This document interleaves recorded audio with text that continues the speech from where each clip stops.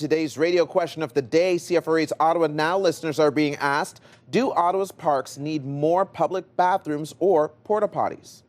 Talking about public washrooms, I think we're ignoring the fact that we already have tons of washrooms in Ottawa at restaurants and gas stations and that type of thing. The issue is they only let customers use them. Maybe a tax credit or some type of incentive to ensure that businesses actually allow the public in to use those existing washrooms.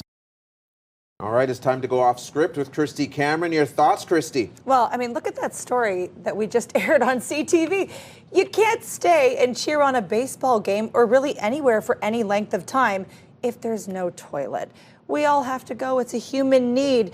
It is eventually a problem. Nature calls. The porta potties are a start, but we need more washrooms, Steph. We need to do this. If we're going to spend all this money, which we do, by the way, on parks and sports fields and, splash pads, finish the job. Like, imagine putting in a park and saying, well, we're not going to put it in garbage cans because that costs money, or park benches. Now, I understand that, of course, it becomes an issue of staffing. We need to make sure that the bathrooms are open, that they're clean. Who knows what people are doing in there? We don't want them to leave drug paraphernalia around. They've got to be clean and safe. So staff them, pay for them, finish the job. Otherwise, what is the point of all these city-run facilities? Yeah, it feels like a necessity forgotten, just simply overlooked. And as you mentioned, nature calls, and you don't want people going in nature, wandering into the bushes and just doing their thing, their business. And again, I don't endorse that, but that's what people do, especially during the pandemic. That's what people were doing because they were spending time at parks. So let's throw the conversation open and let's actually fix this